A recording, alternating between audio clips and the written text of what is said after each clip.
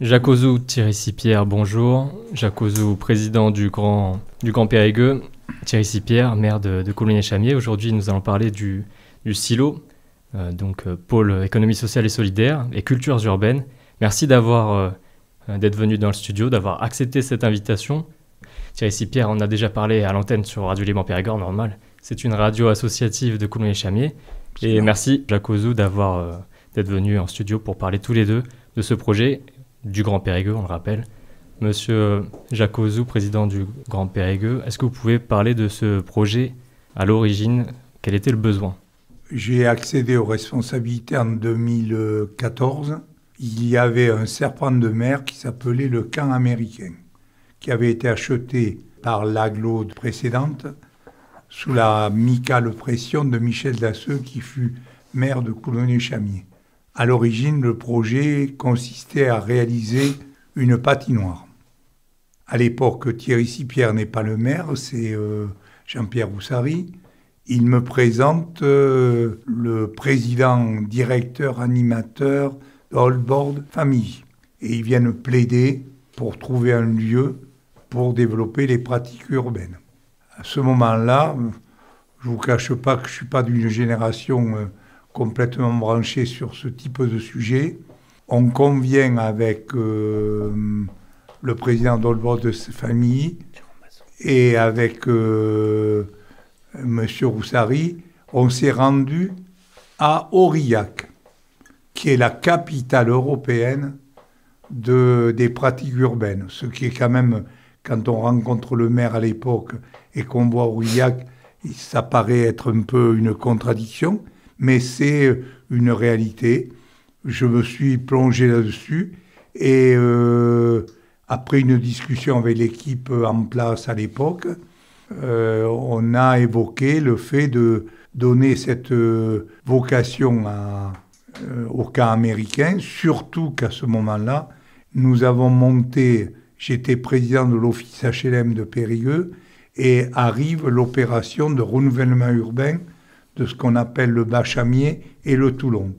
Et donc on a présenté ce projet comme un projet fédérateur autour d'un quartier à rénover. Les pouvoirs publics l'ont suivi. Voilà un peu l'origine des choses. Alors après, le fond politique. En deux mots, j'ai l'habitude de dire que dans les communes de droite comme de gauche, il y a des crèches, il y a des centres de loisirs, il y a des écoles, il y a des terrains de foot, de rugby, à peu près partout. Après, il y a des maisons de retraite, des foyers résidences. Mais on peut remarquer que la tranche d'âge qui se situe entre 18 et 30 ans est peu pris en considération au niveau des villes. C'est comme ça. Et le projet, à l'époque, on l'a construit autour de l'idée de donner une réponse à ce public des jeunes qui n'ont pas envie d'être dans un club, qui n'ont pas envie d'avoir obligatoire une licence, qui avaient envie de pratiques. Si vous allez à Aurillac, je pense qu'au silo on l'aura. Il y avait aussi beaucoup de graphes, beaucoup d'approches. Voilà un peu l'origine du silo. Thierry Sipierre, donc comme on le disait, le Grand Périgueux fournit des crèches, des centres sociaux. Il y a le Saint-Exupéry qui est rénové. Il manque donc la tranche d'âge 18-35 ans. Le silo, qu'est-ce que ça va être? Quelles seront les associations qui seront présentes? Est-ce que vous pouvez donner un exemple type? Alors avant de répondre à cette question, je vais continuer l'origine du silo suite à ce qu'a dit le président Ozou. Il y a 5 ans, on avait confié à Camp US l'organisation, ce qui était une association du silo. Il se trouve que ça patinait un petit peu. Et il y a 5 ans, quand tu as été élu de nouveau président et que j'ai été nommé vice-président au silo, on a convenu qu'il fallait que le Grand Périgueux reprenne la construction de ce projet parce que c'était un projet important et financièrement et structurellement. Et donc on a confié la mission à Stéphanie Aurillard et à Julie Andro pour le projet de construction et le projet d'association qui vont être à l'intérieur. Et j'avoue que c'est bien parti, puisque 5 ans après, on va l'inaugurer en septembre, et donc je les remercie toutes deux. Donc à l'intérieur, qu'est-ce que va être le silo ? Le silo, donc, c'est un site qui va être dédié aux cultures urbaines. Que signifie cultures urbaines ? Ça signifie sport urbain. Urbain étant entre guillemets, parce que les ruraux, évidemment, pourront venir. C'est un projet, je le répète, du Grand Périgueux, à destination du Grand Périgueux, mais aussi à visée départementale, et pourquoi pas avec un rayonnement bien plus grand. Donc, à l'intérieur, en ce qui concerne le sport urbain, il y a Allboard Family qui est en tête avec le skate, mais il y aura aussi du BMX, du roller, donc tout ce qui est les sports de roule, de glisse, à l'intérieur de la première halle. Deuxième halle, la halle 6, ça sera du parcours urbain. Donc c'est des choses que, comme moi, je suis pas de la même, un peu plus jeune que le président, mais c'est pas des choses que je connais bien. Mais aussi samba percussion, parce que aussi ça sera un lieu dédié aux cultures urbaines. Et donc cultures urbaines, il y a musique, et musique, ça sera la samba, ça sera le hip-hop, ça sera le breakdance, des choses qui étaient olympiques. Il y a une halle destinée à l'expression artistique avec capoeira, danse, théâtre, mais aussi ce que le président disait, qui est les fresques modernes en fait. Parce que si on remonte aux Romains, il y avait sur les temples des fresques. Mais maintenant, c'est du graphe. Même les Égyptiens. Même les Égyptiens, tu as raison. Et même quand tu regardes dans les pyramides, c'est des bandes dessinées pratiquement. Et donc, c'est peut-être l'origine de la bande dessinée. Et l'origine de cette expression culturelle, elle vient peut-être des Romains et de l'Antiquité. Mais en tout cas, ça sera aussi un lieu d'expression culturelle. Avec la capoeira, danse, théâtre, enfin tout ce qui va être du domaine culturel. En même temps, il y aura une halle destinée au réemploi, c'est-à-dire que ce lieu aura aussi une vocation écologique, donc récupération avec vélo, ainsi de suite, et des arts graphiques.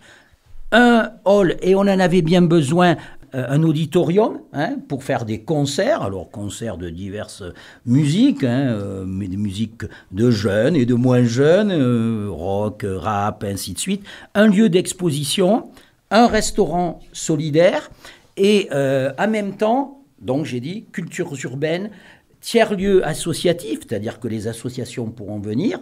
On est déjà à plus de 30 à 40 associations, les anciennes plus des nouvelles. On n'arrête pas de nous en demander, on va avoir une réunion bientôt.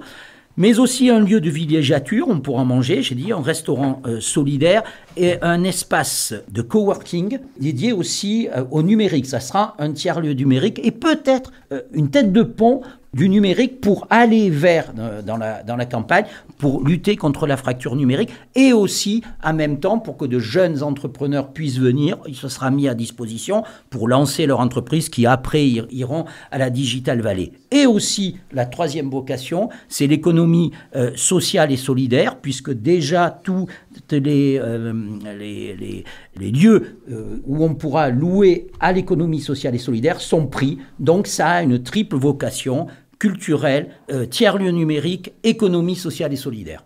Le silo est situé quand même dans la boucle de Lille, dans le quartier de la boucle de Lille. Au niveau du transport, au niveau du parking, il y a de la place, mais par contre, une petite rue pour y accéder. Il risque d'y avoir des mécontentements sur le nombre d'usagers qui vont au silo. Il y en a déjà un petit peu sur le passage pour aller à Claudie-Aignoret. Donc la question c'est qu'est-ce qui est mis en place pour les transports et mobilité douce. Donc on sait que c'est à côté de la voie verte, mais il y a aussi des minibus, des navettes. Alors d'abord, je vais vous dire une chose. Si les gens sont mécontents, ça voudrait dire que le silo a réussi. Voilà. Donc d'abord, sur le côté Coulommiers-Chamiers, nous avons l'agglo a acquis des terrains autour et il y a des terrains que la ville va mettre à disposition.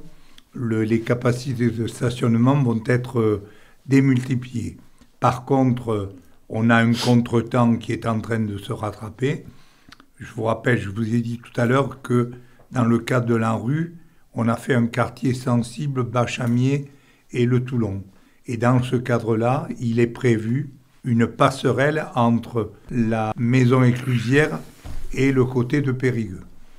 Pour des raisons qui m'échappent, On a eu quelques difficultés qui semblent s'éloigner. Je pense que tout le monde a vu la complémentarité entre le quartier Aliénor avec le nouveau stade de Périgueux qui va redonner du lustre à ce secteur. Et je pense que très prochainement, on va lever les derniers obstacles pour réaliser cette passerelle qui devrait permettre une migration naturelle entre le quartier du Gour de l'Arche et du Batoulon pour pouvoir accéder et améliorer, foisonner le stationnement. Parallèlement à ça, nous allons relier en voie verte entre le pont des Isards et la maison éclusière pour améliorer aussi la fluidité de ce côté-là. Mais le jour où il y aura beaucoup de gens en colère, c'est qu'on aura très très bien réussi et je formule le souhait qu'on se fasse engueuler très vite. On verra si cela va être une réussite. Donc on incite tout le monde à venir à tous les événements que le silo va organiser. Sur un plan administratif, comment il est conçu? Qui veut aborder le conseil? Sur la mobilité, je vous fais remarquer que le silo se situe sur l'axe de la voie verte. Ça veut dire qu'un jeune de Trélissac, d'Anton ou de Boulazac peut venir en toute sécurité jusqu'au silo. Et réciproquement, il y a déjà une mobilité pour les jeunes qui est relativement facilitée. Concernant la gestion, on a hésité pas longtemps, on a créé une société dédiée avec deux actionnaires, l'un l'aglo, l'autre la ville de Coulonges-Chamiers. Donc, comme fonctionne le Palio et d'autres structures, on va créer évidemment une direction. La SPLA qui a été choisie, ça permet de fonctionner comme un établissement privé mais géré par du public. Il y aura bien sûr un démarrage prudent parce qu'il faut une montée en charge. Actuellement, on a lancé l'appel à candidature pour la direction du lieu. On me dit qu'il y a une 50aine de candidatures. On va rentrer dans une phase de choix pour la direction. Je crois qu'il y a également un appel à candidature pour un comptable. Ce sera une gestion, pour le moment, modestement. Il y a deux actionnaires, donc je suis le président de la structure. Le deuxième actionnaire est le vice-président de la structure. On va, j'espère, avant le 15 août, avoir une direction, puisqu'on me dit, sauf accident, mais on devrait pouvoir ouvrir le silo vers le mois de septembre à l'automne. Il y a déjà quelques événements qui devraient permettre aux gens de connaître ce qu'est le silo, parce que ça reste quand même dans beaucoup de têtes un concept, un mot, mais il va falloir d'abord faire découvrir le lieu, et il y a quelques initiatives qui ne sont pas inintéressantes, qui devraient permettre à la société périgourdine de s'approprier le lieu, le découvrir, et d'après ce que me dit Thierry Sipierre, il semble qu'il y ait déjà beaucoup d'associations qui ont des idées. Il faudra gérer ça parce qu'il y a 365 jours, il y a des problèmes de sécurité à gérer, voilà, mais moi je suis confiant, ça va répondre à un besoin de la jeunesse périgourdine, qui va de Pona à Sorges. Mais pas que les jeunes, parce que ça sera, évidemment, c'est un projet pour les jeunes, c'est le but politique, mais les enfants pourront venir, les seniors pourront être là, je veux dire, chacun pourra trouver quelque chose à faire au silo. On espère que ça sera un projet nettement plus vaste. Et voilà. Est-ce que vous pouvez donner un exemple, par exemple, Thierry Sipierre, un habitant de Jacqueline-Auriol, admettons, qui vienne en skate au silo pour aller skater et puis voir les semis faits dans le jardin pédagogique qui est fait à côté, réparer un appareil, faire du télétravail dans un des halles. Un petit exemple de ce qu'on peut avoir au silo. Oui, vous avez donné pratiquement tous les exemples. Moi, tout à l'heure, j'ai donné exactement tout ce qui allait se passer au silo, mais on pourrait rajouter à côté, oui, la micro-ferme urbaine. Donc c'est un projet qui, non seulement il est sportif, pour résumer, culturel, C'est un projet économique parce que, je veux dire, dans le Bas-Chamier, dans la boucle de Lille, proche d'un QPV et proche d'une agglomération, il y a une consonance économique. C'est un projet touristique parce qu'il fera partie, j'espère, des circuits à aller voir dans le Grand Périgueux. C'est un projet social parce que, proche des QPV, ça permettra à des jeunes d'investir ces lieux. Et c'est un projet éducatif parce que plein de choses pourront se passer au niveau culturel à tout ce que j'ai donné. Et donc, ce qui fait qu'on s'adressera certes aux jeunes, mais on peut s'adresser à tous les publics, puisqu'il y a un parc pour se promener, il y a la proximité de Lille. Ça sera, j'espère, un lieu de villégiature important pour tous les Périgourdins et pour tous ceux qui voudront visiter Périgueux et qui, à un moment donné, auront des envies de s'éclater dans une manifestation sportive, culturelle, et voilà. Est-ce qu'on peut rappeler l'utilité écologique du lieu ? L'utilité écologique. D'abord, le projet il est conçu de façon écologique, c'est-à-dire qu'il sera en autonomie énergétique avec des panneaux solaires, récupération de l'eau, donc il ne consommera pas d'énergie. En même temps, il a été conçu pour être un lieu de transition écologique, c'est-à-dire d'éducation à l'écologie, et c'est là où le rôle éducatif sera très important. On le sait, on en a énormément besoin à l'heure actuelle, et en même temps, puisque on a parlé de ce sujet, mais juste avant, on a parlé de la longère qui va être détruite à côté, et donc là, donnera accès à la microferme urbaine, et donc dans le cadre d'un circuit court, pour donner à manger à notre restaurant scolaire, le débouché, il est immédiat. Évidemment, ça ne suffira pas, mais notre cantine, elle est 30% bio, 70% à peu près circuit court. Donc, ça va permettre aussi, dans ce lieu-là, d'avoir un projet éducatif d'apprentissage à la nutrition. Et Dieu sait si dans ces quartiers, on en a besoin, parce que beaucoup de gens achètent des choses toutes prêtes. Et moi, qui étais pharmacien dans le quartier, se développaient des problèmes d'obésité, de diabète, des maladies cardiovasculaires. Et si on réapprend aux enfants et aux parents à s'imprégner d'une nouvelle façon de manger et d'éducation à l'écologie, il y a aussi peut-être un nouveau projet qui va se mettre en place, mais rien n'est sûr, à la maison éclusière, qui sera un lieu d'éducation à l'eau, dans la vallée de Lille. Et là aussi, apprendre à gérer l'eau, apprendre à gérer la nourriture, apprendre à se nourrir différemment et avoir un respect de la nature, je pense que oui, ça va être un lieu qui va proposer plein de choses aux habitants de l'agglomération de Périgueux. Un projet aussi en partenariat avec le Sans Réserve et l'Agora, qui sont partie prenante du conseil du silo. Alors, en partenariat, tout simplement, parce que l'agglomération soutient un certain nombre de lieux culturels. Le soutien est conditionné à un travail avec le territoire.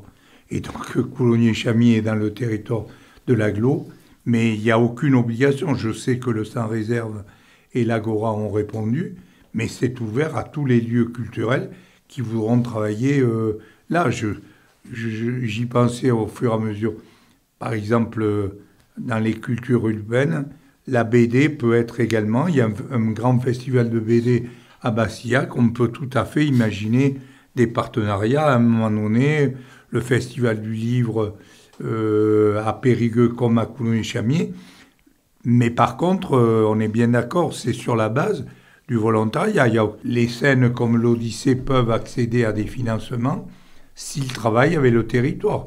L'Agora travaille depuis très longtemps, le Sans Réserve également, c'est une tradition, mais il n'y a aucune obligation, c'est une porte ouverte qui est faite au tissu associatif local.